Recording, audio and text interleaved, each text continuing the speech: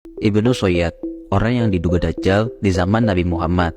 Ibnu Soyyad merupakan seseorang dari keturunan Yahudi Madinah.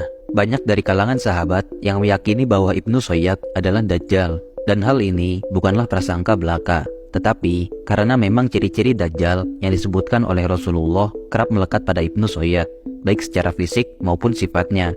Belum lagi, Ibnu Soyyad diketahui memiliki kemampuan yang tidak dimiliki oleh manusia biasa. Ia kerap melakukan praktik perdukunan dan dapat mengetahui apa yang dipikirkan oleh orang lain.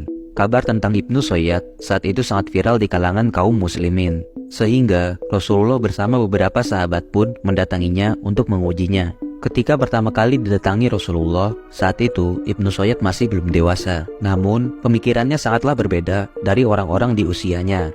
Saat itu, Ibnu Soyyad sedang bermain bersama teman-temannya. Ia tidak menyadari sedang didatangi Rasulullah, hingga Rasulullah menepuk punggungnya dari belakang. Kemudian, Rasulullah pun bertanya padanya, "Apakah kau bersaksi bahwa aku adalah utusan Allah?" Ia pun menjawab, "Aku bersaksi bahwa kau diutus untuk bangsa Arab." Ibnu Soyyad tidak mengakui bahwa Rasulullah diutus untuk semesta alam. Lalu, Ibnu Soyyad pun menanyakan hal yang sama kepada Rasulullah, "Apakah kau bersaksi bahwa aku adalah utusan Allah?" Rasulullah pun menjawab, "Aku beriman kepada Allah, malaikat, dan kitab-kitabnya." Kemudian, Rasulullah pun mengujinya. Rasulullah saat itu memikirkan satu ayat dari surat Ad-Dukhan, dan Rasulullah menyuruh Ibnu Soyyad untuk menebak apa yang dipikirkannya. Ibnu Soyyad pun menjawab, "Itu adalah duh." Jawabannya mendekati benar. Dan Rasulullah pun berkata, "Celakalah kamu tidak akan mampu melampaui batasan yang Allah tetapkan atas dirimu." Rasulullah pun bertanya lagi, "Apa yang kau lihat?" Ia menjawab, "Aku melihat sebuah singgasana di atas air."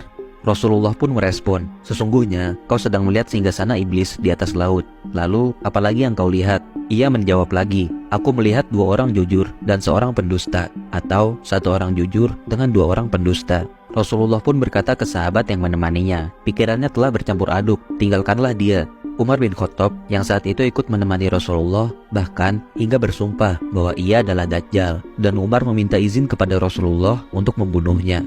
Namun Rasulullah berkata, "Jika ia benar adalah Dajjal, maka kamu tidak akan mampu membunuhnya. Hanya Nabi Isa yang mampu. Dan seandainya dia bukan Dajjal, maka tidak ada gunanya bagimu membunuh seseorang."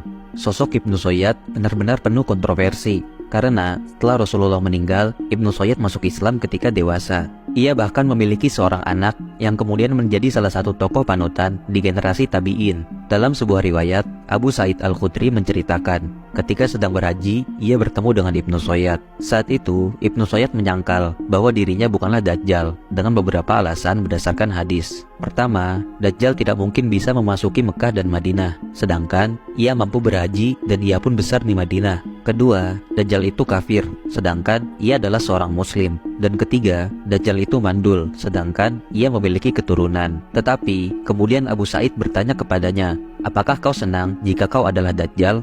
Ia pun menjawab, "Jika ditawarkan kepadaku, maka aku tidak akan menolaknya."